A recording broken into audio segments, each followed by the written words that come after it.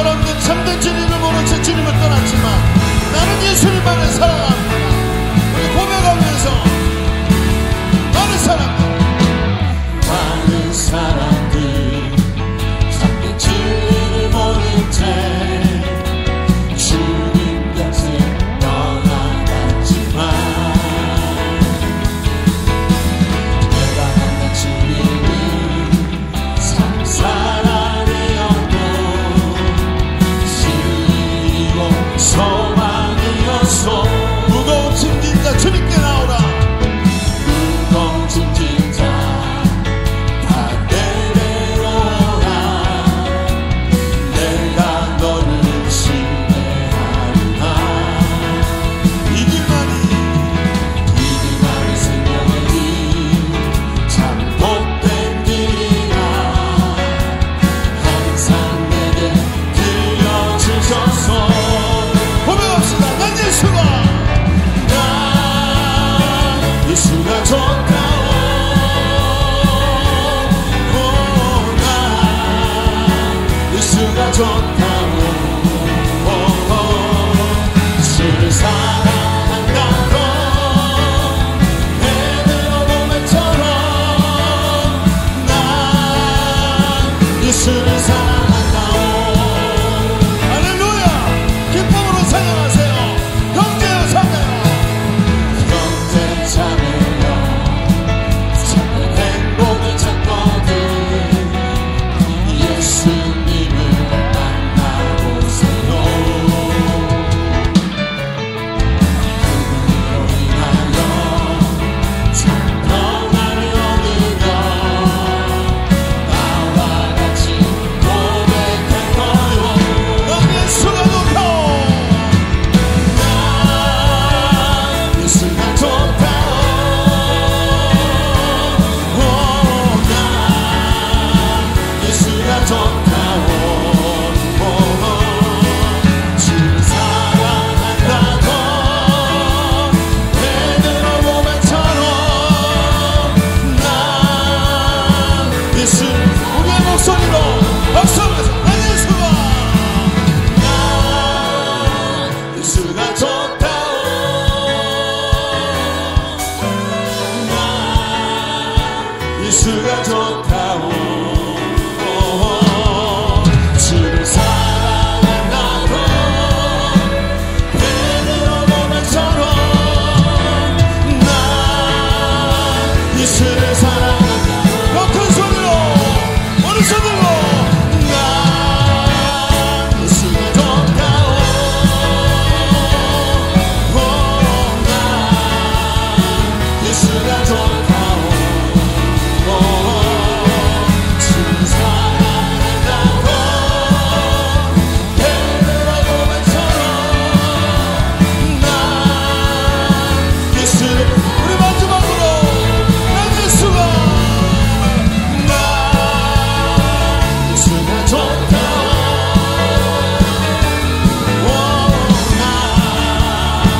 예수가 좋다. 주를 사랑한다고 베드로 고백처럼 난 예수를 사랑한다오. 우리 하나님께 박수를 올려드립니다. 할렐루야. 우리 주님을 사랑합니다. 나는 주님의 영광을 찬양합니다. 하나님 영광 받아 주옵소서. 아멘.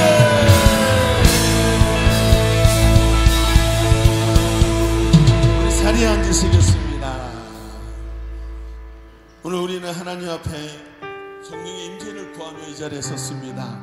성령님 이 시간 임하여 주옵소서. 주의 임재가 가득한 곳이 되게 하시고 환경과 상황에 매이지 아니하고 오직 성령의 임재를 구하며 나가게 하소서. 찬양합니다.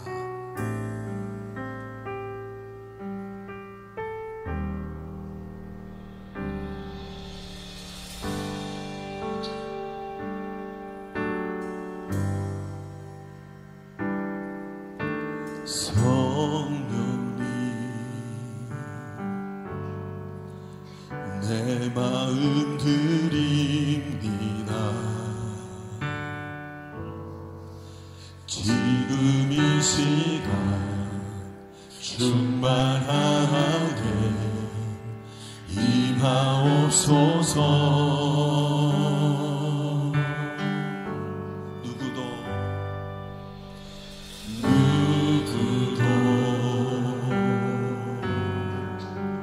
거부할 수 없는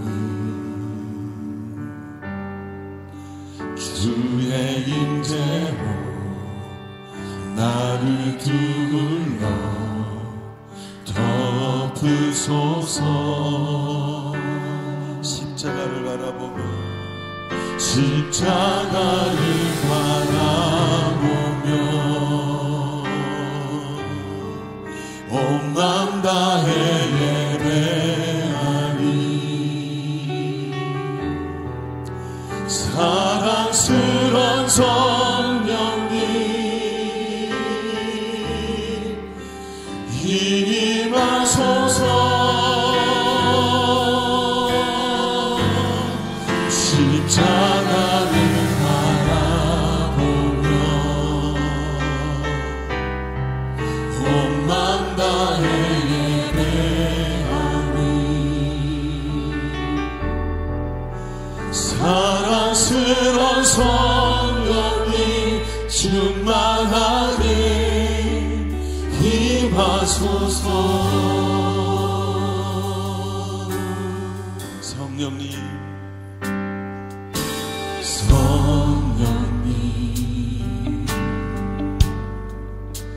내 마음 드립니다. 지금 이 시간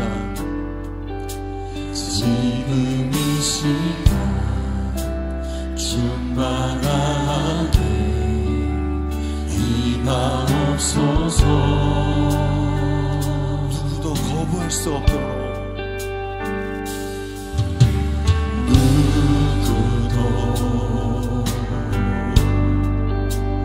거부할 수 없는 주의 임재로 나를 둘러 덮으소서. 십자가를 바라보며 십자가를 바라보며 온 마음 다해 예배하니 사랑스러운 성령님 임하소서.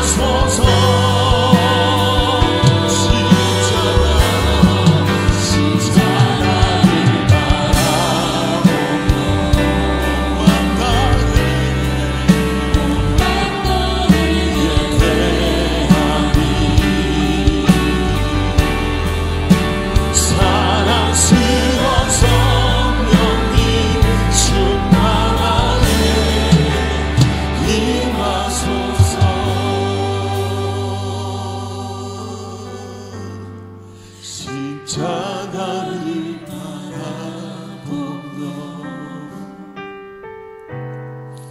온 마음 다해 예배하니 사랑스러운 성령님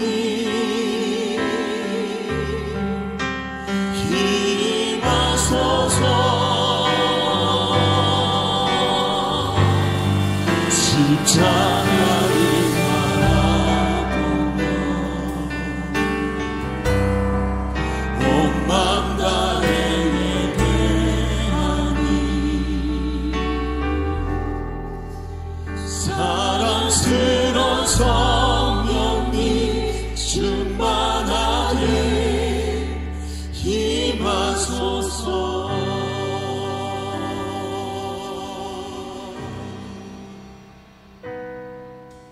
주님 임하소서. 하나님의 시간 임재 주시옵소서.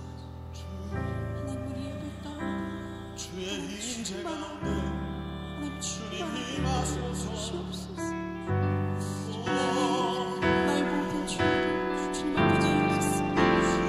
주의 십자가의 보혈로 하나님 깨끗이 씻어주시고 하나님 우리 앞에 참된 예배의 모습을 임하소서. 임하소서. 하나님 나의 참된 예배자가 되게 하여 주시옵소서. 예수의 보혈로 깨끗이 씻어주시옵소서. 하나님의 주의 영광을 드러내 오직 주님만을 보여주시옵소서. 하나님 베풀어 주시옵소서. 주는 존귀하신 분,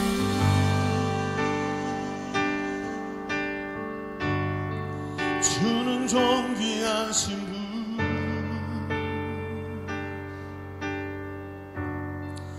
만물 주께 나와 주께 돌아가니 영광 받으소서. 주는 존귀하신 분,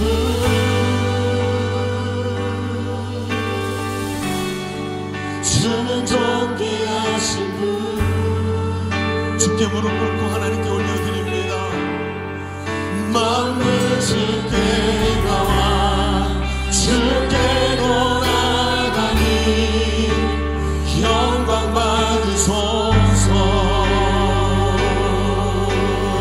주야로 기도해 하니 주야로 기도해 향 올라가네.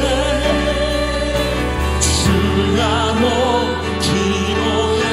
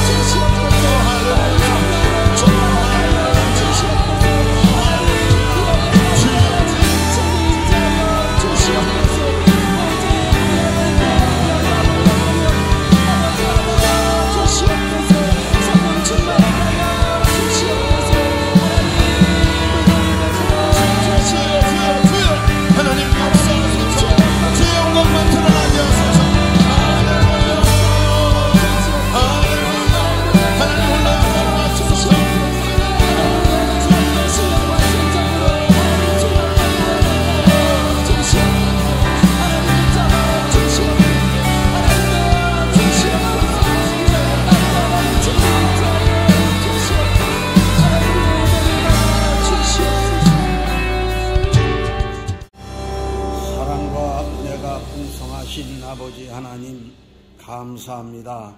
이 시간 거룩하고 복된 성일 경배와 찬양으로 영광 올려드리오니 영광받아 주시옵소서. 이 땅에 많고 많은 사람들 중에 특별히 저희를 사랑하사 택하여 주시고 보내주시고 그의 나라와 그의 소유된 백성으로 삼으시고 어떤 상황 속에서도 불꽃 같은 눈동자로 지켜주시고 보호해주시는 아버지 하나님께 감사와 영광을 올려드립니다. 그럼에도 불구하고 주님의 말씀에 순종하기보다는 바쁘다는 핑계로 주님의 일에 소극적이었던 저희들을 용서하여 주시옵소서. 주님은 우리를 위하여 십자가에 위해서 피 흘리시고 죽으시고 부활하사 우리를 구원해 주셨건만 우리는 주님을 위해 무엇을 했는지 돌이켜 생각해보니 게으르고 불의하고 허물 많은 죄인이라고 고백할 수밖에 없는 죄인임을 알게 하셨습니다. 사랑의 주 예수님, 이 시간 우리 마음 깊이 회개하오니 우리의 모든 죄를 다 용서하여 주시옵소서. 벌써 세월이 흘러 계절은 가을 문턱에 와 있습니다. 주님, 우리 교회가 가을사기에 힘차게 강력한 성령님의 도우심을 받아 곳곳에서 행복룸이 열정적으로 진행되고 있사오니 성령 충만으로 모든 행복 속에 구령의 열매가 가득 차고도 넘치도록 성령님 역사하여 주시옵소서. 또한 매일 전도사역팀과 매일 도고사역팀, 릴레이 가족팀, 수요 커피전도 사역팀의 성령님 사역자들을 위해서 힘과 함께하사 힘차게 귀한 일을 감당할 수 있도록 복음의 꽃을 피우게 하시오. 천리 만리 열방까지 예수 그리스도의 향기가 흘러넘치게 인도하여 주시옵소서. 양육훈련과 제자 세우는 세계 비전을 이루는 우리 교회를 축복해 주옵시고 150세계 선교와 아버지 천회 세계 아버지 정말 선회 비전을 세워서 땅끝까지로 복음 전할 수 있도록 은혜 주시고 또한 15 선교사로 파송되는 박주한 청년의 가슴 뜨거운 사명에 성령님께서 함께 하시어 선교사 사명을 잘 감당하게 하시고 그의 삶을 일평생 축복하여 주시옵소서. 비택된 일꾼, 장로, 권사, 안주집사, 성령님 크고작은 일에 충성된 일꾼으로 서게 축복해 주시옵소서. 우리 교회 재정을 마음대로 축복해 주시오며 성도들의 경영하는 사업장과 크고작은 사행업에도 마음대로 축복하시오 하나님께 드리는 예물에 인색함이 없게 역사하여 주시옵소서. 우리의 성도들 추석명절에 고향길로 가는 길에 어려움 없게 하시오 어느 곳에 가든지 성도로서의 제일되는 삶을 살게 하시고 또한 가는 곳마다 복음의 나팔수로 복음 전하는 성도들에게 인도하여 주시옵소서.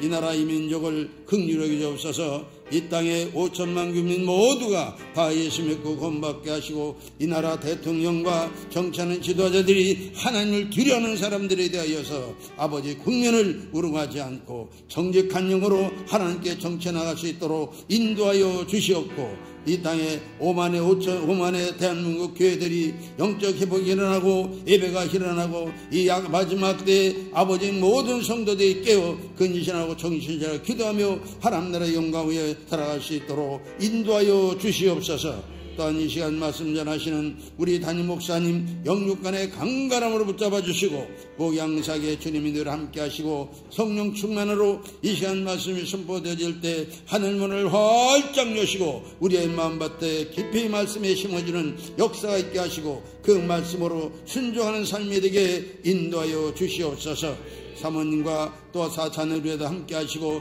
사모님 사역에도 성령 충만하게 사역에 잘 감당할 수 있도록 영육을 강건케 하시옵고 자녀들에도 각자 마음에 품고 있는 비전과 꿈을 이루게 인도하여 주시옵소서. 오늘 특별히 사랑하는 원로 목사님과 사모님이 함께 하셨습니다. 하나님께 이 땅에 사시는 날까지 영육을 강건케 하시고 주님의 나라와 영광에서 마지막 생명 다하늘까지 아버지 영광 누리게 하옵시되 124살까지 건강하게 사실 수 있도록 인도하여 주시옵소서. 또한 이 시간 예배에 함께하는 성가대의 영감 있는 아름다운 찬양과 예배를 듣는 봉사와 헌신하는 사역자들의 모든 우리의 예배를 받아주시옵고 이 시간 영광받아 주옵소서. 우리의 영원하신 생명이 되시며 구원자와 주인 되시는 예수님의 이름으로 감사하며 기도드리옵나이다. 아멘.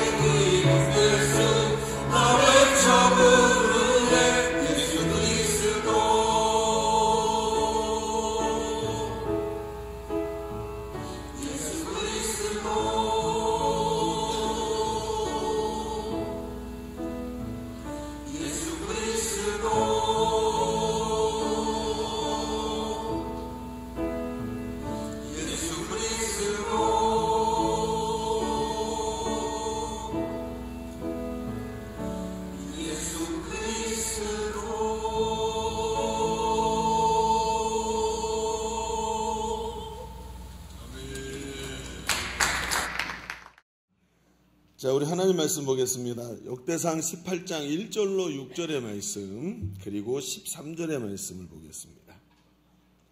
역대상 18장 1절로 6절의 말씀, 그리고 13절의 말씀입니다.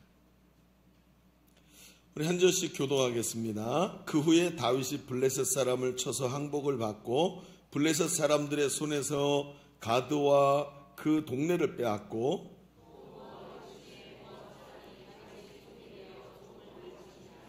소바왕 하다데셀이 유브라데 강가에서 자기 세력을 펴고자 하매 다윗이 그를 쳐서 하맛까지 이르고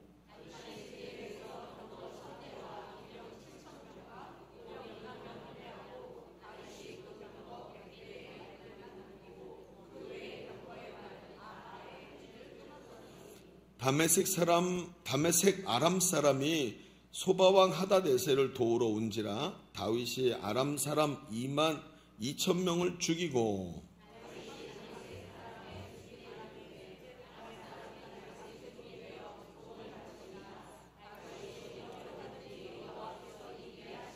자, 13절을 함께 봅니다. 시작. 다윗이 에돔에 수비대를 두매 에돔 사람이 다 다윗의 종이 되니라. 다윗이 어디로 가든지 여호와께서 이기게 하셨더라. 아멘. 여러분, 사람은 인생을 살면서 한두 번씩 대단히 성공적인 결과들을 맞이할 때가 있죠. 그럴 때 너무 기쁘고 즐겁지 않습니까? 예를 들어서 시험을 쳤는데 내가 공부한 곳에서 다 나와서 갑자기 시험 성적이 쑥 오른다든지, 내가 그런 재능이 있는지 몰랐는데 운전면허 시험을 봤는데 한 번에 필기와 실기를 다 통과했다든지, 또는 내가 그렇게 평생을 애써서 노력했는데 이렇게 어떻게 잘 맞아 들어가 갖고 사업이 잘 돼서 번창해서 막 확장되고 있다든지, 또는 투자한 주식이 올라서 많은 수익을 올렸다든지 하는 이런 결과 말입니다. 인생에 한두 번씩 이런 기회가 찾아오고 내가 노력한 것이 정말 잘 됐을 때 마치 날개를 단 것 같지요. 여러분 풍선 기구, 여러분 기구, 열기구 타본 적 있으십니까? 열기구를 타면 이렇게 마치 붕 뜨는 것 같다, 풍선을 탄 것 같다, 딱 그 느낌이 듭니다. 쑥 올라가면서 기분이 싹 좋아지고 마치 세상에서 내가 끝까지 잘 될 것 같은 느낌이 들고 모든 일이 인생이 앞으로 이렇게 풀릴 것 같다, 이런 생각이 들지요. 그러나 우리 인생이 이런 한 번의 성공으로 잘 되는 것이 아니라는 것을 우리는 잘 알고 있습니다. 인생은 한 방이 아니라는 거죠. 인생은 안타 한 번 치고 홈런 한 번 쳤다고 끝까지 승리하는 것이 아니라 오히려 진짜 야구가 9회 말부터라는 말처럼 끝까지 가봐야 되는 것이라는 걸 우리는 잘 알고 있습니다. 끝에 가서도 역시 웃을 수 있는 사람이 진정한 승리자가 아닙니까? 그렇다면 오늘 우리는 하루의 성공에 우리 인생이 반짝하는 인생이 아니라 끝까지 성공적인 삶을 살아내는 승리자의 삶이 되어야 한다는 것을 우리는 잘 알고 있다는 이야기입니다. 이런 원리는 우리의 영적인 삶에도 동일하게 적용이 됩니다. 오늘은 은혜가 충만하고 오늘은 감사가 일어나고 오늘은 너무나 좋은데 며칠 못 가서 낙심하고 좌절하고 며칠 못 가서 하나님이 살아계시나? 이런 신앙인이 돼서는 안 된다는 거죠. 어려움과 환난 속에서도 이겨내서 우리의 결론이 승리로 귀결지어져야 되지 않겠습니까? 오늘 우리가 읽은 말씀에 나온 다윗이라는 사람이 바로 이런 사람이라는 생각이 듭니다. 그는 영적으로 대단히 영적인 근력이 좋은 사람이었다는 생각이 듭니다. 수많은 환난과 어려움 속에서도 좌절하지 않고 믿음으로 또 넘어진 자리에서도 일어나는 사람, 자신의 실수에서도 또다시 믿음으로 이겨내서 하나님 앞에 온전히 서는 사람, 한두 번 어쩌다 승리한 사람이 아니라 끝까지 승리할 수 있는 실력 있는 그리스도인의 모습이 저는 다윗이라고 생각이 됩니다. 오늘 우리는 이 다윗의 삶을 좀 같이 깊이 이번에 오늘 또 같이 보려고 합니다. 그 보면서 그가 끝까지 승리하는 삶을 살아내는 원리, 도대체 뭐가 숨어 있길래 저 사람 저렇게 됐을까? 똑같이 우리랑 같이 사람이고 실수하고 넘어지는데 어떻게 저 사람 끝까지 승리하는 삶을 살았을까? 오늘 이 말씀을 통해서 한때는 잘 되는 사람이 아니라 끝내 승리하는 삶, 뭔가 어디서 많이 들어본 얘기 같은데 오늘도 그 얘기를 또 어디서 많이 들어본 얘기를 또 한번 해보시죠. 그러면서 어디서 많이 들어본 얘기가 아니구나 하는 이야기들을 좀 깊이 보면서 오늘도 끝내 승리하는 삶을 살아내는 하나님의 자녀들이 되시기를 주님의 이름으로 축복합니다. 자, 오늘 주보 3면을 펼쳐보시면 오늘 말씀의 제목은 끝내 승리하는 삶, 한번 반짝하는 삶이 아니라 끝내 승리하는 삶이라고 정해놓고 두 가지 이야기를 한번 해보겠습니다. 첫 번째 이렇게 한번 써보시죠. 오늘 누리는 승리의 원인이 분석되어야 합니다. 자, 끝내 승리하는 삶을 위해서 첫 번째로 오늘 우리가 누리는 승리의 원인이 분석이 돼야 한다, 이런 얘기입니다. 이게 우리가 첫 번째 생각해 볼 것입니다. 오늘 우리가 본 말씀은 다윗이 승리하는 모습을 그려주고 있습니다. 그가 매번 전쟁에서 승리하고 어디로 가든지 잘 되는데 오늘 말씀에 보니까 막 자기가 다윗이 전쟁에서 승리하는 모습뿐 아니라 그 승리한 자리에 또 쳐들어오고 이놈 저놈 다 붙어도 다윗이 마치 수많은 것들이 자기 위에 있어도 팍 떨치고 일어서서 승리하는 모습을 좀 막 슈퍼맨급으로 보여주고 있는 겁니다. 그런데 그 말씀, 이 이야기를 쭉 우리가 보는데 성경은 다윗이 승리하는 원인을 정확하게 짚어서 보여줍니다. 자, 6절을 볼까요? 6절 끝에 뭐라고 써 있어요? 다윗이 어디로 가든지 여호와께서 이기게 하십니다. 당연한 얘기 아니야? 이렇게 생각이 되죠. 그런데 성경은 이 말을 한 번만 하고 있는 것이 아니라 한 장에서 똑같이 또 얘기합니다. 역대상 18장 13절에 우리가 두 번째 읽었던 말씀이 뭐라 그래요? 다윗이 에돔의 수비대를 두며 에돔 사람이 다 다윗의 종이 되니라. 다윗이 어디로 가든지 여호와께서 이기게 하셨다. 똑같은 이야기를 두 번이나 반복하고 있다는 거예요. 성경은 두 번 반복하는 이야기는 굉장히 중요한 얘기입니다. 예수님께서도 내가 진실로 진실로 너희에게 이르노냐고 두 번 진실로 얘기하죠. 성경은 낭독하는 것을 읽게 되어 있기 때문에 읽은 것을 듣는 겁니다. 이게 성경을 대하는 방법이었어요. 그래서 두 번이 반복되는 건 듣는 사람들로 하여금 또 집중하게 만드는 굉장히 중요한 장치입니다. 성경이 계속해서 이 이야기를 하고 있다는 것은 우리가 중요하게 봐야 된다는 것이죠. 다윗이 어디로 가든지 여호와께서 이기게 하셨다. 이게 원리라는 거예요. 우리는 이 말의 의미를 잘 생각해봐야 합니다. 이 말의 의미는 마치 뭘까요? 어디로 가든지 여호와께서 이기게 하셨다. 이 말은 상황과 환경에 상관없이 이기게 하셨다는 거예요. 가망성이 없어. 그런데 하나님이 이기게 하셨다. 어떤 것도 도와줄 수 없어. 그런데 하나님이 이기게 하시니까 이기게 되더라. 그렇죠. 가능성이나 객관적인 지표와 상관없이 하나님이 그에게 계속 이기게 하셨다는 겁니다. 이것이 바로 다윗이 지속적으로 성공적인 삶을 살 수 있었던 원인이었다는 거예요. 여러분, 사회가 말이죠, 복잡해지고 다변화되고 다원화될수록 각광받는 직업 중 하나가 있는데 그게 뭐냐면 분석 전문가입니다. 소위 애널리스트라고 부르죠. 애널리스트라는 말은 경제, 금융, 산업 이런 분야에서 정보를 수집하고 그 수집된 정보를 분석해서 전문적인 평가와 그 리포트를 작성하는 전문가를 애널리스트라고 합니다. 그러니까 예를 들어서 여러분 경제 보십시다. 경제에 얼마나 많은 요소들이 끼어듭니까? 그러니까 경제가 지금 어떻게 돌아가고 있는지를 사람들이 실제적으로 경제 생활을 하면서도 알 수가 없어요. 너무 광범위하고 복잡하기 때문에. 그래서 그 원인을 왜 이런 결과가 나왔는지 원인을 정확히 알 수 없을 때 정확한 수치와 데이터를 근간으로 지금 일어나고 있는 경제적 상황들을 정확하게 분석 평가해 줄 수 있는 일을 하는 사람이 꼭 필요하다는 거죠. 그게 누구예요? 분석 전문가, 애널리스트라고 얘기합니다. 그런데 이런 분석이 아주 중요한 것은 이런 정확한 분석을 바탕으로 원인을 정확하게 알게 되고 그 원인을 정확하게 아니까 합당한 계획과 전략을 세울 수가 있죠. 그런데 반대로 원인을 알 수 없다.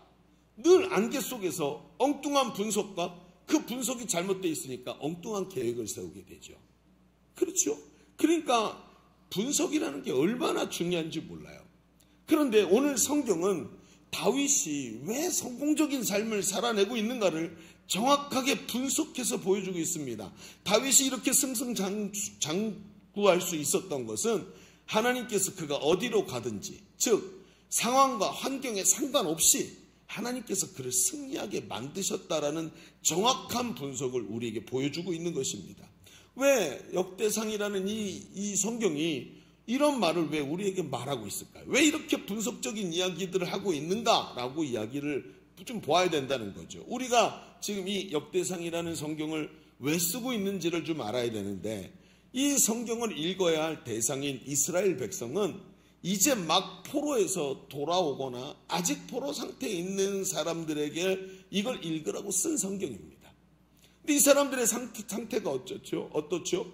지금 그들 눈앞에는 철저히 무너진 예루살렘 성과 성전이 있습니다. 즉 그들은 성전이 중심이었던 삶이었어요. 그런데 외세의 침입을 받았는데 그냥 침입을 받을 정도가 아니라 철저하게 무너진 상태가 된 거예요. 포로 생활 70년 동안 세대가 바뀌면서 성전의 제사의 방법도 잊어버리고 율법도 잊어버렸어요. 하나님이 어떤 분인지 기억해내지도 못하고 있습니다. 자신들은 나라도 없는 포로 신세로 태어났고 태어나면서부터 종으로 살았고 지금 다 무너져서 산적대의 공격을 받고 있는 이 예루살렘에 와서 앉아있는데 너무 한심하고 기가 막힌 거죠. 여러분, 요즘에 외국 사람들이 한국에 와 있다고 너무 많이 온다고 얘기하죠. 제가 그 토요일 날 장례식 때문에 종로에 있는 어떤 이제 병원에 가게 됐습니다. 병원에 가는데 차를 몰고 가는데도 길거리에 외국인이 얼마나 많은지요. 그 외국인들이 왜 한국에 오나 했더니 한국이 너무 예쁘다. 깨끗하고 예쁘고 좋다. 그러니까 온다는 거예요. 만약에 우리가 6.25 이후처럼 무너져서 잿더미만 있다, 부서져서 길거리에 화장실도 없어서 배변이 막 길거리에 난무하고 있다, 그들이 올까요? 아닙니다. 사람들은 가고 싶어하는 데가 어디죠? 예쁘고 깨끗하고 희망이 생각나고 편리하고 즐겁고 가기만 해도 너무 기분이 좋은 곳을 가고 싶어요. 그렇죠. 그런데 이들을 지금 보십시오. 이들의 눈앞에는 좌절이 기본입니다. 눈만 뜨면 부셔지고 망가지고 쓰러져 있는 모습들, 가족들이 다 죽고 이상가족 되고 이런 상태의 모습이 눈앞에 펼쳐지는 겁니다. 그런데 어떻습니까? 하나님은 이들이 눈앞에 보이는 절망적인 장면들에 그걸 보고 좌절해 있는 것이 아니라 진정한 승리의 원인이 누군지를 저들이 알기를 원하시는 거예요. 눈앞의 광경에 속지 않고 눈앞에 있는 것들을 잘 분석해서 지금까지 역사 속에서 일하신 하나님을 잘 분석해서 우리의 진정한 소망이 누구인지, 어디서부터 소망이 나오는지를 저들이 알기를 원하셨다는 거예요. 그래서 이 말씀에 다윗의 이야기를 보여줍니다. 하나님이 다윗을 승리하게 만드신 것처럼 우리를 세우고 하나님이 다윗을 승리케 하신 것처럼 우리도 승리케 하실 분이 바로 하나님이시다라고 하는 것을 저들이 분석하고 알 수 있도록 보여주려고 그 원인이 하나님이라고 이야기를 하고 있는 거예요. 잘 봐라 얘들아, 이 앞에 있는 게 폐허가 다가 아니야. 아무것도 없는 곳에서 승리케 하시는 분이 하나님이 아니시냐. 다윗을 계속해서 승리로 이끌어 주시고 이방 민족들을 다 잠재우고 다윗이 아무리 적들이 포위를 하고 둘러싸고 또 오고 또 오고 또 와도 다윗이 번쩍하고 일어나서 삼손처럼 승리하게 만드시는 분이 누구냐? 하나님 아니시냐? 제대로 봐라, 분석을 좀 해봐라 하면서 그들이 알아볼 수 있게 하시는 것이 바로 이 말씀이 쓰여진 이유라는 거예요. 제가 요즘에 제자대학에서 양육을 하면서 야, 이 부분 항상 어렵다라는 느낌이 드는 부분이 있어요. 그게 뭐냐 하면 이제 제자대학 1학기가 되면 양육반과 제자대학을 통과해서 1학기에 이제 막 올라오신 분들이 있습니다. 많이 이제 제자학교와 이제 양육반을 통해서 많이 성장하셨죠. 그리고 영적으로 성장한 상태로 리더 캠프를 통해 하나님이 나를 부르셨음을 어렴풋이 깨닫고 들어와 앉아 계시는 거예요. 그런데 문제가 뭐냐 하면 지금까지 양육받으면서 여기까지 오면서 들은 메시지가 뭐냐면 하나님이 너를 사랑하신다. 하나님이 너를 부르셨다. 네가 하나님이 예수 그리스도의 제자다. 너를 통해서 하나님이 기뻐하시고 하나님이 너를 통해 영광을 받으실 것이다. 너 이렇게 얘기를 한 거야. 나 이렇게. 그렇죠? 그런데 제자대학에 딱 들어오면 이 초점이 싹 바뀝니다. 내가 은혜 받고 내가 제자되고 내가 사명 감당하고 하나님의 부르심도 내가 잘해야 되는 것으로 확신하고 있지만 여러분 그게 아니죠. 하나님이 부르신 게 맞습니다. 그러나 내가 준비돼서 내 능력이 하나님이 필요하시기 때문에 부른 게 아니라 하나님이 일하실 때 순종할 수 있는 존재가 필요해서 하나님 부르신 거라는 걸 자꾸 깨닫게 되죠. 너 잘나서가 아니야. 너 없이도 하나님께서 영광 받으실 수 있지만 하나님 너를 부르셔서 그 영광에 참여하게 해주셨어. 너는 하나님의 도구야. 하나님께 순종하는 게 최고로 중요한 거야. 이 말이 잘 받아들여지지가 않는 게 제일 어려워요. 왜냐하면 평생 내가 제일 중요한 사람으로 살았거든요. 근데 하나님이 일하시는데 너를 부르셨어 라는 이야기가 그래 봐 내가 대단하잖아 이렇게 받아들인다는 거예요. 이게 제일 힘든 거예요. 이게 바뀌질 않아요. 여러분 하나님이 모세를 부르실 때 보십시오. 하나님이 모세를 쓰시려 할 때 모세는 사람이 남자가 부록의 나이라 그러죠. 40세 가장 능력 있고 힘 있는 그 부록의 나이에 하나님 부르신 게 아니라 80세 노인인 모세를 부르셨어요. 그 부르셨더니 모세가 대답을 합니다. 하나님 나는 하나님이 쓰시기에 적당한 존재가 아닙니다. 난 나이도 너무 많고 이젠 막 머리도 둔해서 조금 전에 생각했던 것도 잊어버리고 저는 입이 둔해가지고 40년 동안 양치기만 했더니 말하는 방법을 잊어버려서 사람들 앞에서 말을 못하겠습니다. 그렇죠. 이렇게 고백을 하는 거예요. 여러분 한번 생각해 보시죠. 그런데 이런 사람을 하나님께서 네가 지금 나는 너를 지금 불렀다 하고 그를 부르시더라는 거예요. 제가 이번에 임직 후보들과 이야기를 나누면서 전화도 하고 만나보기도 하고 이야기를 나누는데 제가 이야기를 나눈 그분들에게서 보게 된 공통점이 하나 있었습니다. 이분들이 다 똑같이 하나같이 저에게 똑같은 말을 했어요. 제가 임직 후보라고 당에서 당신을 추천하셨다고 얘기를 했더니 똑같이 다 이 이야기를 마치 맞춘 것처럼 얘기합니다. 목사님, 제가 어떻게 그 일을 감당합니까? 저는 너무 부족합니다. 모두 똑같이 이런 말을 하셨어요. 바로 겸손이죠. 제가 그래서 확신했습니다. 그래, 맞다. 이분들이 맞다. 이런 겸손으로 저는 부족합니다 라고 하는 것을 말할 수 있는 사람이 하나님께 쓰임받을 만한 분 아닙니까? 이 겸손과 순종은 어디서부터 나오는 겁니까? 하나님에 대한 분석이 잘 된 사람에게서부터 나오는 것입니다. 하나님이 일하시는구나. 승리를 주시는 분은 하나님이구나. 하나님이 진짜 진정한 능력이시구나. 나는 부족하고 나는 연약하고 나는 아무것도 아닌데 하나님이 나를 부르셨구나. 여기까지 가야죠. 그리고 나면 나는 주님의 도구일 뿐입니다. 나는 아무것도 아닙니다. 그런데 이 부족한데 하나님께서 나를 부르시니 순종하는 것밖에는 방법이 없으니 부족해도 순종하면 고쳐서라도 만들어서라도 하나님이 쓰실 줄 믿습니다. 이게 진짜란 말이에요. 이게 제가 너무 기뻤던 건 이번 임직 대상자들이 전부 다, 임직 후보들이 전부 다 이렇게 말했다는 것입니다. 이렇게 분석이 된 사람에게 속에서 뭐가 일어나죠? 나는 연약하고 부족하고 늘 쓰러지지만 하나님이 나를 부르셨으니 감사가 일어나기 시작합니다. 나의 연약함에도 불구하고 하나님이 나를 통해 일하시고 나를 영광스럽게 세워주실 것을 알기에 감사와 감격이 끊임없이 일어나는, 이게 분석이 된 사람들에게서부터 나오는 거예요. 오늘 우리가 분석을 하기 시작합니다. 나의 승리의 원인이 뭡니까? 나는 연약해요.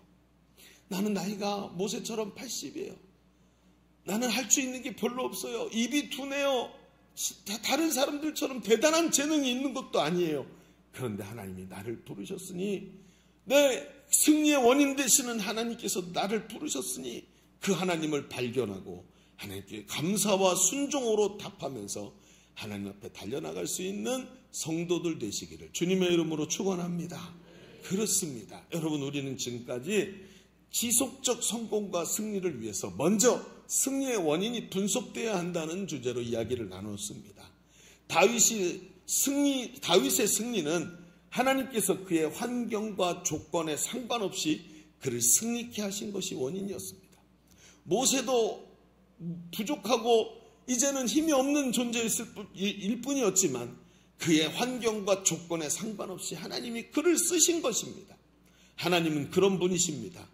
지금 내 눈앞에 있는 환경, 조건이 아무리 어려워도 하나님이 하시면 되는 줄로 믿습니다.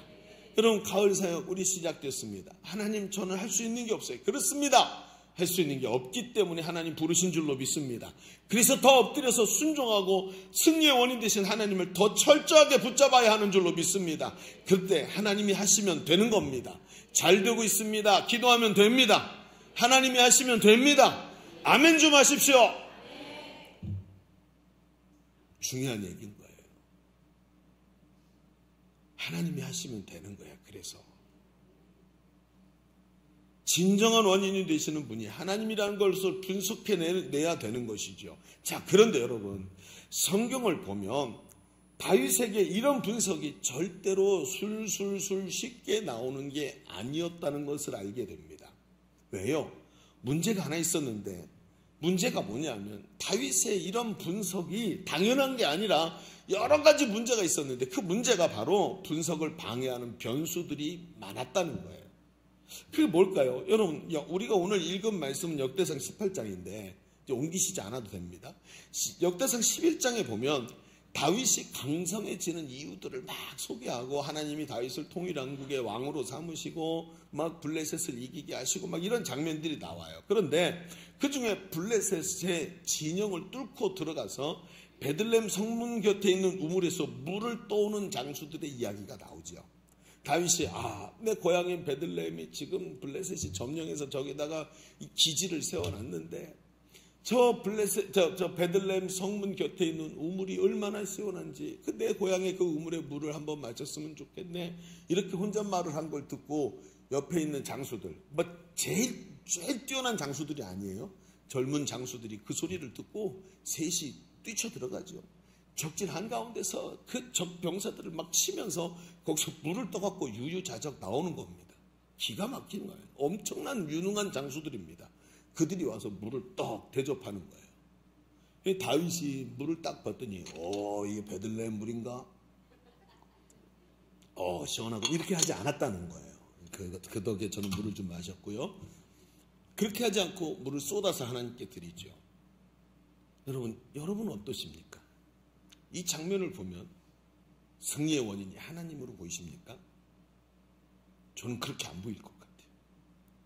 내 옆에 이 사람들이 얼마나 뛰어난지, 이 뛰어난 장수들만 보면 마음이 든든할 것 같지 않으십니까? 이번에 장로 후보가 3분이나 후보가 되셨어요. 우리 교회 장로님의 숫자가 5명이 됩니다. 얼마나 든든한지요. 하나님 우리 예일교회를 힘주실 줄로 믿습니다. 오늘 목숨을 건 장로님들이 5분이나 되니 얼마나 든든하겠습니까? 그럼 이게 뭐예요? 변수가 오기 시작해요. 노이즈가 끼기 시작합니다. 하나님이 승리케 하시는데 그게 아닌 거예요. 여러분 다윗의 승리하는 장면들을 보면 이런 요소가 얼마나 많은지요. 나중엔 어떻게 돼요? 승리도 지겨워서 궁궐에 와서 쉬다가 시험 들어 밧세바를 범하는 장면이 나오죠. 다윗은 절대로 하나님만을 붙잡기가 쉬운 사람이 아니었습니다. 사람이라는 게 눈으로 보는 것이 얼마나 중요한지, 내 눈에 보기에는 적 장수를 잡아서 승리를 나에게 안겨준 이 충성스러운 부하들이 늘 승리의 원인으로 보이지 않았겠습니까? 사울왕을 보십시오, 여러분. 사울은 이런 변수들 때문에 사람들의 평판을 두려워했습니다. 하나님께서 가서 모두 다 진멸하라, 코에 숨 붙은 거 다 죽여라 라고 명령하셨지만 부하들에게 나누어줄 전리품들을 챙깁니다. 왜? 부하들의 그 이야기들이, 그들이 만족해야 되니까 사람들이 노이즈가 끼기 시작합니다. 하나님이 승리의 원인이 아니라 충성스러운 저들이 함께 싸웠기 때문에 이겼습니다. 그래서 불순종의 자리에 가고 망하지 않습니까? 그럼 우리가 정말 중요하게 봐야 되는 지점이 바로 여기에요. 심각합니다. 우리의 눈에 착시를 일으키고 분석을 방해하는 노이즈가 우리의 눈을 가리게 합니다. 여러분 누구나 다 믿음이 뛰어나고 하나님 앞에서 은혜를 많이 받았을 때 하나님만이 나의 능력이십니다라고 한 번은 말할 수 있습니다. 그런데 그 뒤부터가 문제인 거예요. 이게 끝까지 가지를 못해요. 노이즈가 끼기 시작합니다. 하나님이 나에게 능력을 주셨더니 돈이 많아졌어요. 하나님 나에게 능력을 주셨더니 건강해요. 하나님 능력을 주셨더니 잘 돼요. 그랬더니 이게 나의 능력이라고 말하기 시작해요. 이게 끝까지 그 분석을 붙잡아내지 못하게 하는 노이즈입니다. 이런 변수들이 우리의 분석을 방해하고 속입니다. 그래서 여기서 우리가 중요한 게 뭐냐면 다윗의 분석 방법을 배워야 합니다. 어떻게 다윗은 그 속에서 저걸 꼭 끝까지 붙잡았을까? 자, 우리 두 번째 얘기를 해볼까요? 둘째, 이렇게 써보시죠. 변수들에 속지 않기 위해서 분석의 방법을 세워야 합니다. 세워내야 돼요. 분석의 방법 먼저 딱 설정을 해놔야 된다는 뜻이죠. 자, 분석의 방법이라는 게 뭘까요? 자, 한번 보시죠. 여러분, 어떤 현상을 분석해내기 위해서는 일반적 사실에서 원리를 도출해내는 귀납법적 방법을 보통 이제 우리가 씁니다. 이 귀납법이라는 게 뭐냐 하면 이 과학적인 그 결과를 도출할 때 쓰는 게 귀납법이에요. 그래서 이 뭐라 그럴까요? 우리 공대 출신들, 이과 출신들이 귀납적 사고들을 많이 하죠. 그리고 우리 사회가 다 귀납적 사고를 합니다. 그러니까 이 귀납적 사고에 익숙한 사람들은 그죠? 원인과 결과가 뚜렷해야지만 이 일을 해요. 근데 이 귀납적 사고라는 게 어떻게 만들어지냐 하면 사례나 자료나 경험이나 관찰을 통해서 사실이라는 것을 도출을 해내요. 그리고 여기서 출발해서 어떤 패턴과 규칙을 찾아내고 이를 통해서 일반 원리를 딱 결정을 해놓는 거예요. 이게 과학적 사고라고 생각해요. 어떻게 하냐 하면 예를 들어 이런 거죠. 사람은 누구나 죽죠. 맞습니까? 안 죽는 사람 보셨습니까? 아무도 없어요. 다 죽어요. 그렇죠? 사람을 죽는다. 이게 일반적 원리입니다. 그럼 이거를 그 다음에 뭐가 나오냐면 소크라테스는 사람이다. 그렇죠? 그럼 결과가 뭐죠? 소크라테스는 죽는다. 이게 분석이라는 거예요. 이게 바로 균합적인 스터디, 사례 연구예요. 그러니까 사람이 죽어. 이 사람도 죽었고 저 사람도 죽고 저 사람도 죽고 저 사람도 죽고 저 사람 다 죽었어. 그러니까 누구나 다 사람은 죽는 거야. 여기서부터 시작해서 소크라테스도 사람이야. 그래서 소크라테스도 죽는, 이게 과학적 사고입니다. 이게 균합법이라는 거예요. 그런데 여러분, 이런 사례 연구를 통해서 만드는 균합법, 이것은 변수가 나올 때마다 흔들려요. 생각해 봅시다. 약을 하나 만들었어요. 이 약을 먹으면 열이 떨어져요.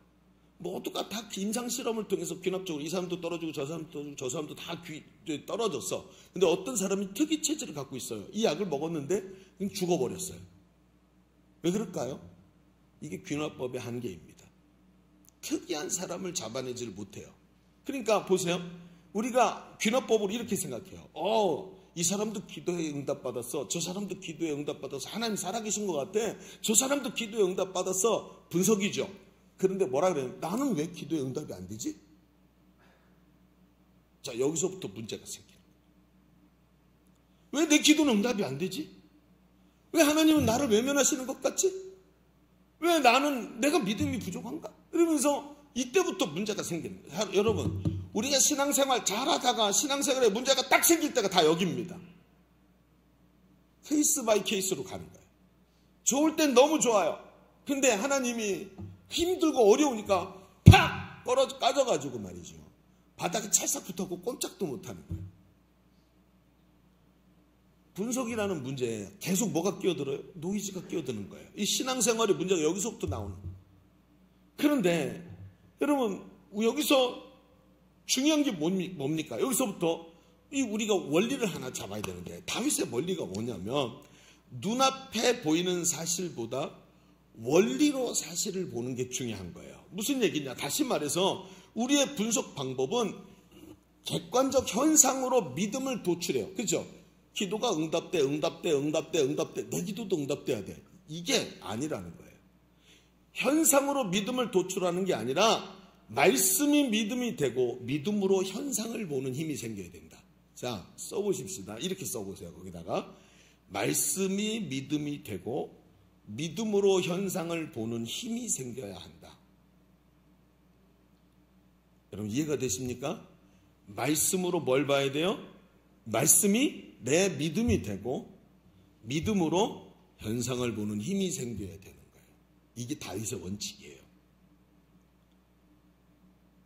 한번 생각해 보십시오. 자, 역대상 17장에 우리가 본 말씀 바로 앞에 역대상 17장에 다윗이 여호와 하나님의 성전을 건축하려는 의지를 드러내는 장면이 나와요. 그래서 나단 선지자에게 얘기하죠. 그랬더니 나단 선지자가 이 말을 듣고 반기면서 격려를 합니다. 와, 왕이여, 뜻하신 바를 행하십시오. 막 이러면서 성전을 건축하라고 얘기하죠. 그 밤에 하나님이 나단 선지자에게 나타나셔갖고 거절하라고 말씀하시죠. 거절하라, 안 된다. 이유가 뭐죠? 다른 성경에 보면 그 이유가 너는 손에 피를 많이 묻혔어. 너는 살인을 너무 많이 했어. 너는 살인자야. 성전을 짓기 합당하지 않아. 이 얘기예요. 그렇죠? 그런데 내가 네 아들 때에 짓게 할게. 응? 그리고 내가 축복해 주마 하면서 대대로 다윗의 가문에서 왕이 나오는 축복을 해주신 거예요. 자, 여기서 옵션이 생기죠. 자, 두 개의 선택의 여지가 나옵니다. 성전 건축을 거절하셨다.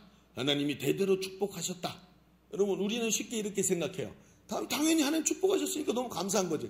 다윗의 입장에서 생각해 보십시오. 제가 여러분 느끼시나요? 제가 말씀을 전할 때 보면 신학적 가치를 가지고 말하지 않아요. 그건 저 배경에 있고 성경을 자세히 읽으면서 말을 합니다.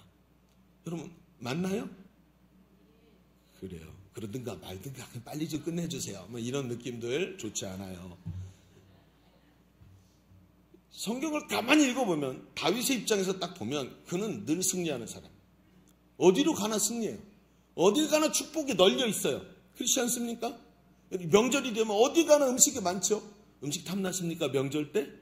조심하셔야 됩니다. 그렇죠? 여러분, 축복이 널려 있는 사람이에요. 이 사람이요. 그러면 늘 있는 하나님의 축복, 어디를 가나 승리케 하시는 축복이 많은데 성전 건축을 거절당한 게 집중될까요? 하나님이 축복을 약속하신 데 집중될까요? 저는 이럴 때 되면 당연히 갖지 못한 것에 연민이 남아요. 누구나 그래요. 다윗이 힘들 수밖에 없는 상황이에요, 지금요. 근데 다윗이 뭘 선택해요? 하나님의 말씀을 믿음으로 붙잡는 자리로 가는 거예요. 다윗은 믿음으로 현상을 읽어냅니다. 내가 지금 성전을 건축하지 못하게 된 게 중요한 게 아니라 하나님께서 이 축복을 주시는 장면들을 계속해서 집중해서 거기에 감격해하며 믿음으로 그 현상을 읽어내는 것을 보여줘요. 단순히 이 하나만 갖고 얘기하는 게 아니죠. 사무엘하 16장에 보면 다윗의 아들 압살롬이 다윗을 반역해서 반란을 일으키죠. 다윗이 도망을 갑니다. 그런데 다윗이 도망가고 막 제일 비참한 모습으로 신발도 못 신고 도망치는 그 모습에 시므이라는 사울 족속의 사람이 나타납니다. 이 시므이가 따라오면서 아주 저질스럽게 손으로 먼지를 막 던지면서 다윗아 너 잘됐다 이놈 새끼야 그러면서 뒤에서 막 욕을 해댑니다. 막 하면서 이 살인자야 살인자. 여러분 다윗에게 이런 말 할 수 있는 사람이 아니죠. 근데 이 시므이가 하면서 막 다윗을 저주하니까 그 소리를 듣고 아비새라는 장수가 다윗 옆에 서 있다가 왕이여 저 죽은 개 같은 놈이 왕을 저렇게 모독하는데 왕이 허락만 해주십시오. 가서 모가지를 베갖고 오겠습니다. 이렇게 얘기를 하죠. 그랬더니 다윗이 허락을 안 해요. 그러면서 사무엘하 16장 10절에 이렇게 말합니다.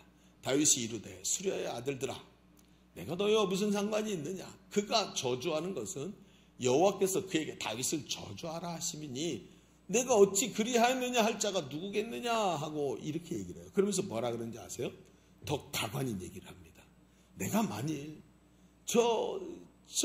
지금 누구예요? 시므의 저주를 들으면서 저가 지금 왜 얘기하는 거예요? 저가 지금 이 얘기가 왜 나오고 있냐면 다윗이 바세바를 범하면서 그 바세바의 남편이 우리아를 죽이죠. 그 죽였던 과오 때문에 이렇게 된 것을 누구나 다 알고 있어요. 그러니까 다윗이 이렇게 생각하는 거예요. 시므이가 저주한 걸 듣고 혹시 내가 그 저주에 가슴이 아파서 아이고 내가 죄인입니다 하고 회개하면 하나님이 나를 불쌍히 여겨주시지 않겠느냐 이렇게 말을 해요. 야, 이 대목에서 무릎이 딱 꿇혀지는 거예요. 참 기가 막혀요. 이 사람도 똑같은 성정이 있는 사람인데 어찌 이런 말을 할 수 있을까 하고 여기서 무릎이 딱 꿇혀져요. 다윗 앞에서도. 그는 자신의 마음이 감정이나 마음속에 있는 감정이나 눈앞에 일어나는 사건으로 그걸 분석하는 게 아니라 오히려 믿음으로 현상을 읽어내요. 하나님 말씀이 믿음이 되고 그 믿음으로 내 앞에 있는 현상을 읽어냅니다. 그리고 분석을 해요. 다윗의 분석을 보십시오. 내가 여기서 회개하면 하나님이 혹시 나를 불쌍히 여겨주시지 않겠네. 이게 다윗의 분석이에요. 기가 막히지 않습니까? 저 말씀을 보면서 눈물이 주룩주룩 나기 시작했습니다. 그렇구나. 이게 다윗의 비결이구나. 얼마나 기가 막힌지 도무지 따라갈 수 없는 저 한마디가 제 가슴을 울리기 시작하는 거예요. 우리를 승리케 하는 분석 방법이 무엇입니까? 하나님의 말씀이 믿음이 되고 믿음으로 현상을 읽어내는 것입니다. 요즘 제자대학에서 매주 큐티 훈련을 합니다. 큐티를 제대로 해야 되니까 큐티가 제가 양육을 하면 할수록 계속해서 느껴지는 야 큐티 정말 중요하다. 큐티 하나가 모든 걸 만들어내는구나 하는 생각이 들 만큼 큐티가 중요합니다. 근데 이 큐티는 먼저 본문을 제대로 읽는 것이 중요하죠. 한 3번 정도 있습니다. 첫 번째는 읽으면서 문장과 단락을 분석하게 만들고 두 번째 읽으면서 문장이 다 속해 있는 문단, 이 문단이 무슨 의미인지를 쫙 이해하게 만들죠. 그리고 세 번째 읽으면서 구체적으로 이걸 앞뒤 구조를 파악하면서 하나님이 무엇을 말씀하고 계시는지를 보려고 노력을 합니다. 큰 그림을 그리면서. 그리고 나서 중요한 게 이제 본문의 이해를 쓰는 거예요. 아니 좀 전에 다 했잖아요. 분석하고 빗금도 긋고 밑줄도 치고 이게 별표도 하고 하면서 했지만 그걸 문장으로 쓰면서 구체적으로 이해가 되기 시작해요. 그래서 큐티는 다 아니까라고 생략할수록 손해예요. 자꾸 써야 됩니다. 내 글로, 내 문장으로 쓰면서 구체적으로 이해가 되고, 하면서 가슴에 쑥 들어옵니다. 여러분 체험해 보셨나요? 쓰다 보면 쑥 들어와서 말씀이 내면화돼요. 희한합니다. 그리고 나서, 그 다음에 어디로 가냐면, 이제 본문에 이를 썼으니까, 그 다음에 어디로 가죠? 하나님은 어떤 분이신가를 기록해요.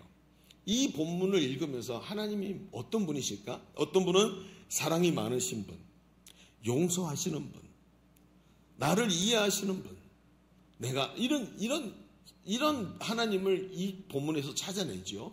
그러면서 하나님은 이런 분이구나 하고 알게 됩니다. 자, 그런데 여기서부터 중요해요. 어떤 사람은 여기서 오늘 내게 주시는 교훈으로 밑으로 쑥 내려가요. 그런데 큐티책을 보잖아요. 오른쪽으로 넘어가야 정상입니다. 그 오른쪽에 뭐가 있냐 하면 이 내게 주시는 교훈이 아니라 이 뭐냐면 어디로 가죠? 하나님은 어떤 분이신가로 가게 됩니다. 하나님은 어떤 분이신가 해서 내가 받은 은혜와 감사로 가게 돼요. 자, 하나님은 어떤 분이신가 해서 하나님은 용서하시는 분 이렇게 썼는데 내 밑으로 가서 교훈으로 가잖아요. 그럼 어떻게 하죠? 하나님은 용서하시는 분인데 어떻게 됩니까? 하나님은 용서하시니까 너도 용서해. 하나님은 사랑이시니까 너도 사랑해. 그럼 어떻게 되죠? 정답 찾기가 되죠. 이걸 보고 뭐라 그러면 율법주의라고 하는 거예요. 정답 찾기하고 하나님이 사랑이시니까 너도 사랑해. 아멘. 그러고 집에 가는 거예요. 안 해. 그러고요.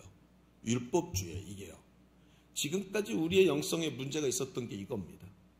율법주의. 복음이 없어요. 그런데 여기서 큐티라다 어디로 가야 되냐 하면 하나님은 어떤 분이신가? 그래서 나에게 이게 내가 받은 은혜와 감사가 무엇인가로 가야 되는 거예요. 여러분 오른쪽으로 가면 바로 그 은혜와 감사를 기록하게 돼 있어요. 자, 하나님은 용서하시는 분인데 나 같은 자도 용서해 주시니 감사합니다. 내가 누굽니까? 내가 누구예요?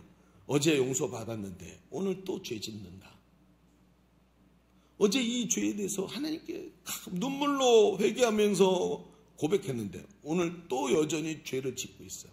그런데 하나님 말씀하시는 거예요. 나는 고백된 죄는 기억지도 아니한다. 네가 그렇게 죄인이고 또 죄 지을 수밖에 없는 존재인 걸 알고도 나는 내 아들 예수를 너를 위해 십자가에 못 박았다. 너를 구원하기 위해. 이 말씀이 감격으로 오는 거예요. 용서하시는 하나님에 대한 감격으로 감사와 은혜가 깊이 묵상하는 가운데 느껴지기 시작합니다. 하나님께 감사가 일어납니다. 그리고 나서 어디로 가죠? 내게 주시는 교훈으로 갑니다. 그제서야 이제 진짜가 나옵니다. 너 하나님이 너를 얼마나 사랑하셨는지 용서하셨지. 교훈이 나기 시작합니다. 하나님 나도 용서해야 되는군요. 여러분 완전히 다르죠? 두 개는 똑같이 결론이 용서이지만 완전히 다른 결과를 가져오게 됩니다. 내가 용서받았으니 그래도 용서해야 되는구나. 하나님 내게 원하시는 게 뭘까 하고 그 다음에 어디로 가냐 하면 적용과 실천으로 갑니다. 또 하나님 왜 이 얘기를 하실까 하고 가만히 생각해 보는데 내 직장 상사랑 요즘에 너무 안 좋아. 이 인간이 완전히 꼴통이에요. 말도 안 되는 것 같고 시비 걸고 막 고생시키고 힘들어가지고 지난주에도 막 대들고 싸워가지고 사무실 분위기 개판되고 막 이러면서 그러면도 내가 용서하지 화가 나는 거죠. 그러니 보세요. 내가 잘못한 게 없어요. 저 인간이 먼저 나한테 와서 이렇게 한 걸 우리 사무실 사람 다 알아요. 그런데 하나님이 뭐라고 말씀하세요? 적용과 실천을 딱 하는데 네가 가서 먼저 용서해라. 얘기가 다른 거예요. 율법이 아니죠. 이제는 네가 가서 먼저 용서해라. 부담이 되기 시작합니다. 무슨 뜻인지는 알겠어요. 그래서 뭐라고 씁니까? 왜 이런 얘기를 하십니까? 하고 가서 하면서 하나님 그래요. 제가 오늘 먼저 가서 용서를 구하고 화해를 시도하겠습니다. 하나님이 오늘 말씀하시니까 근데 기도해 뒀습니다. 하나님 자신이 없어요. 저는 이만큼 무슨 제가 이렇게 온유한 사람이 아니라서 전 자신이 없어요. 저 좀 도와주세요. 하나님 말씀하신 대로 순종하기 위해서 가서 먼저 용서를 한번 구해보겠습니다. 시도는 해볼게요. 그런데 입이 안 떨어질 수도 있어요. 하나님, 성령님 제 마음을 감동해 주시고 저를 도와주세요 하고 씁니다. 기도를. 그리고 출근합니다. 저녁 때 돌아와서 하루 종일 그 말씀이 나를 사로잡고 막 엎치락 뒤치락 하는데 어쩌다가 말씀 붙잡고 그 말씀에 의해서 하나님이 하라 하셨으니까 이를 악물고 갔고, 과장님 죄송합니다. 제가 어제는 제가 너무 지나쳤던 것 같아요 라고 말을 했는데, 과장이 갑자기 제가 미안해요. 여태 그런 줄도 모르고 제가 마음이 너무 안 좋네요. 그러면서 성령님의 감동하심을 느끼게 되죠. 물론 안 그럴 수도 있어요. 이놈은 끝까지 거짓거리를 할 수도 있지만, 그렇죠? 하나님의 뜻에 순종하고 저녁에 집에 돌아옵니다. 그리고는 어떻게 합니까? 하나님이 저녁에 기도하는데 어깨에 손을 딱 얹으시고, 잘했다, 내가 너 때문에 영광을 받았다 하시는 장면이 펼쳐지기 시작합니다. 여러분, 현상과 상황을 보면 절대 순종할 수 없지만 말씀이 믿음이 되고 믿음으로 현상을 읽어내면 오늘 먼저 용서를 구할 수 있는 사람이 되는 줄로 믿습니다. 얼마나 중요한지요. 우리는 관계 속에서 삶을 살아갑니다. 삶은 연습이 없는 실전이지만 우리는 관계 속에서 늘 실수하지요. 그리고 치명상을 입고 쓰러집니다. 아마 이번 명절에도 또 실수하고 또 쓰러질 수 있습니다. 그러나 눈앞에 현상에 흔들리는 것이 아니라 하나님의 말씀이 내 믿음이 되고 믿음으로 현상을 읽어내니까 어때요? 끝까지 다윗을 승리케 하신 하나님이 내 하나님이신 것을 꽉 붙잡게 되는 거예요. 그래서 끝내 승리하는 삶을 살아가게 되는 것입니다. 이제 말씀을 좀 마무리하시죠. 오늘 우리는 한 번 성공하는 삶이 아니라 끝내 승리하는 삶을 살펴보았습니다. 우리는 승리의 원인이 하나님이시라는 사실을 분석해내야 된다 그랬습니다. 그러나 여기서 분석의 방법이 중요하죠. 현상을 보고 분석하면 오늘 하나님께서 거절하실 때마다 시험이 듭니다. 현상을 보고 분석하는 것이 아니라 하나님의 말씀이 믿음이 되고 믿음으로 현상을 읽어내는 분석이 일어나기 시작할 때 수많은 변수가 입을 딱 다물고 침묵하게 됩니다. 내 삶의 상황 속에 여러 변수에 속지 않고 오늘도 승리의 원인 되신 하나님의 말씀을 따라 믿음으로 순종하는 승리하는 삶이 될 줄로 믿습니다. 이때 다윗이 어디로 가든지 여호와께서 이기게 하시니라. 이 다윗의 이름에 내 이름이 들어가게 됩니다. 강승신 목사가 어디로 가든지 여호와께서 승리하게 하시니라. 할렐루야. 여러분의 이름이 들어가게 될 줄로 믿습니다. 그렇죠? 누가 어디로 가든지 여호와께서 이기게 하시니라. 이 승리가 일어나는 거예요. 어디를 가든지 승리케 하시는 하나님을 알고 그 뜻을 따라 말씀에 순종하는 삶이 일어나게 되는 줄로 믿습니다. 한 번 성공하고 승리하는 삶이 아니라 하나님이 끝까지 이기게 하시는 승리의 삶을 살아내는 우리 성도들 다 되시기를 주님의 이름으로 축원합니다. 축원합니다. 한번 찬양해 보십시다.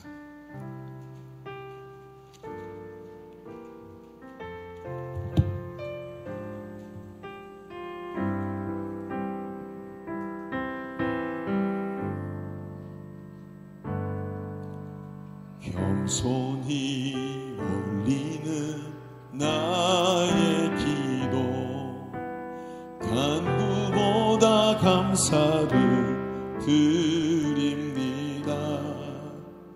응답하심도 거절하심도 기다리라 하심도 그저 감사. 겸손히 올리는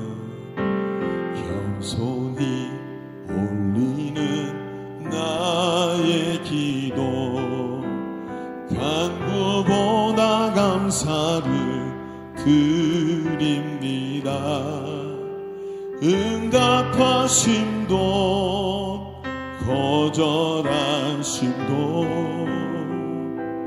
기다리라 하심도 그저 감사 위에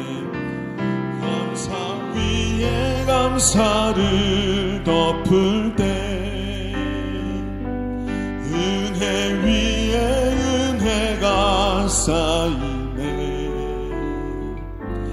모든 일에 감사 모든 순간에 그리 아니하실지라도 감사. 간절히 올리는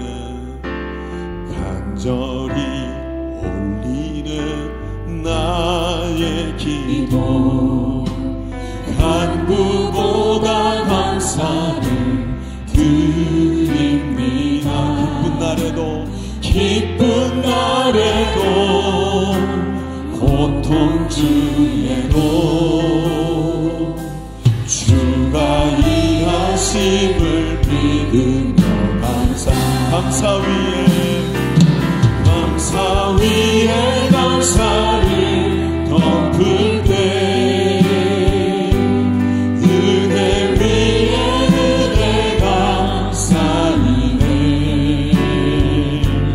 모든 일에 감사, 모든 순간에 그리 아니하실지라도 감사 위에 감사를, 감사 위에 감사를 덮을 때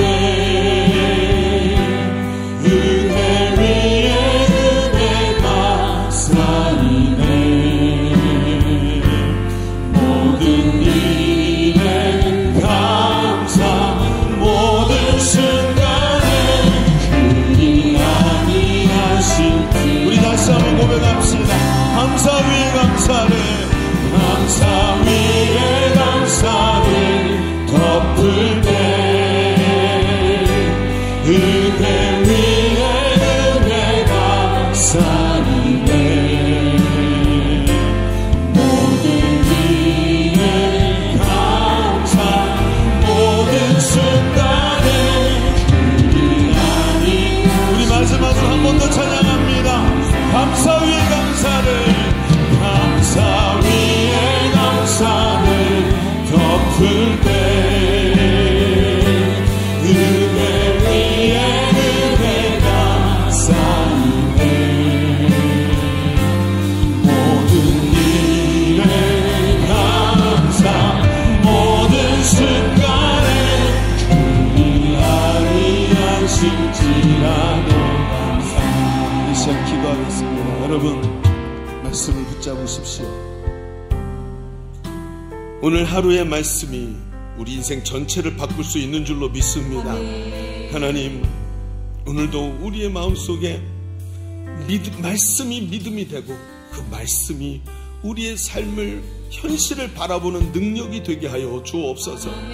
상황과 환경에 속지 말게 하여 주시옵시고 나를 승리케 하시는 우리 주님 붙잡고 끝까지 달려가는 자 되게 하여 주옵소서. 주님 외치고 기도합니다. 주여. 할렐루야. 오늘 말씀이 내 삶의 친구가 됩니다. 오 아버지, 승리하는 삶으로 살아가기 원합니다. 아버지, 내가 믿음으로 바라보는 오늘도 하나님 앞에서 삶의 모습을 보게 됩니다. 아버지 하나님, 믿음으로 현상을 이겨내게 하여 주옵소서. 하나님의 말씀이 내 믿음이 되고 믿음으로 현상을 보는 힘이 생기게 하여 주옵소서. 하나님, 그 믿음으로 내 삶을 분석해내고 믿음으로 삶의 문제를 살아가게 하소서. 일희일비하는 자 되지 말게 하시고 일희일비하는 자가 아니라 믿음으로 사는 자 되게 하여 주옵소서. 감사의 제사를 올려드리는 자 되게 하소서. 일희일비하는 자가 아니라 감사의 제사를 올려드리고 기쁨의 제사를 올려드리는 자 되게 하여 주옵소서. 오 아버지 하나님 역사하소서. 인자하시기를 원하옵소서. 하나님, 오늘도 하나님께서 응답하시면 기쁘고 응답하시지 않으면 답답한 일희일비하는 그런 신앙이 아니라 오늘도 믿음으로 우리의 삶을 이겨내는 자, 말씀이 내 믿음이 되고 믿음의 관점으로 현상을 분석해내고 끝까지 승리케 하시는 주님을 놓치지 않는 자 되게 하여 주옵소서. 함께 하심을 감사드리며 예수님의 이름으로 기도하옵나이다. 아멘. 우리 하나님께 감사의 박수 올려드립니다. 아멘. 우리 이 시간 찬송하면서 하나님께 준비한 예물 올려드리겠습니다.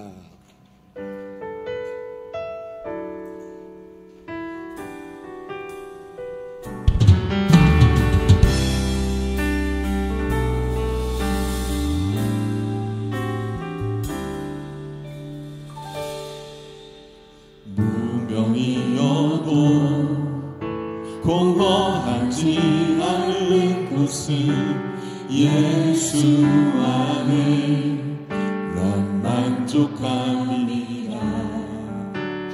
가난하여도 부족하지 않은 것은 예수 안에 오직 나는 부요함이라. 난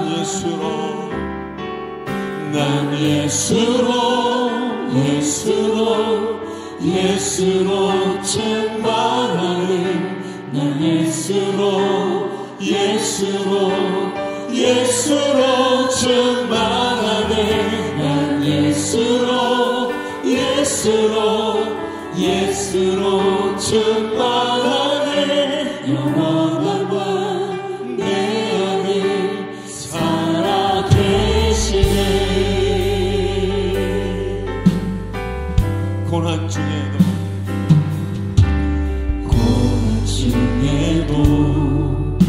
견뎌낼 수 있는 것은 주의 계획 믿기 때문이라.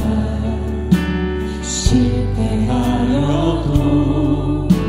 일어설 수 있는 것은 예수 안에 오직 나는 승리함이라. 난 예수로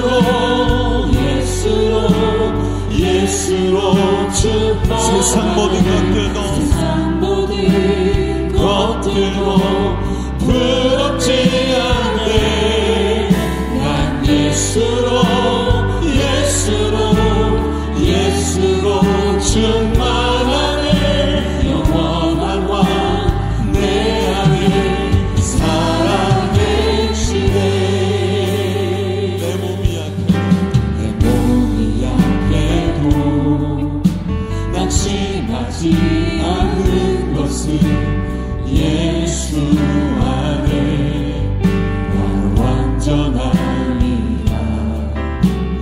화려한 세상 부럽지 않은 것은 난 예수로 충만함이라. 난 예수로 충만하네. 세상 모든 풍파도 두렵지 않네. 난 예수로 충만하네. 영원한 왕 내 안에 살아계시네. 충만하네. 난 예수로 충만. 난 예수로 충만하네. 난 예수로 충만하네. 영원한 왕 내 안에 살아계시네. 우리 하나님께 감사의 박수 올려드립니다. 아멘. 드려진 예물을 위해서 한번 기도하겠습니다. 은혜로우시고 사랑이 많으신 하나님, 오늘도 하나님 앞에 예배하는 자 되어서 예수로 충만하다고, 오늘도 다윗의 그 삶의 모습을 바라보면서 믿음으로 주 앞에 서는 자 되었다고 고백하게 하시니 감사합니다. 오늘도 우리를 용서하시고 우리에게 축복하시는 하나님의 은혜를 덧입어 싸우니 한 주간도 주의 말씀 붙잡고 승리하기 위해 달려갈 때 성령님 우리에게 능력을 더하여 주시옵시고 도우시는 역사가 일어나게 하여 주옵소서. 명절에 원근가초로 흩어져서 움직이는 우리 귀한 성도들, 믿음의 우리 식구들 하나님 지켜주시고 다음 주에는 건강한 모습으로 함께 예배할 수 있도록 축복하여 주옵소서. 오늘 예물 드린 손길들을 붙잡으시고 빈자리를 주님 채워주시고 심지 않은 나무의 열매를 먹게 하겠다고 말씀하셨사오니 풍성히 채우시는 은혜가 손길 위에 임하게 하여 주옵소서. 한 주간의 삶도 주가 동행하시기를 간절히 바라오고 원하오며 이제는 우리 구주 예수 그리스도의 은혜와 아버지 하나님의 지극하시고 만극하신 사랑하심과 성령님이 내주하시고 우리 속에 교통하시는 은혜가 오늘 모여 예배하는 모든 주의 사랑하는 자녀들 머리 위에 우리의 가정과 삶의 현장 위에 주께서 피로 값주고 사신 우리 주님의 몸된 교회 위에 지금도 신음하고 있는 이 나라의 민족 위에 이제로부터 영원토록 함께 계시기를 간절히 축원하옵나이다. 아멘.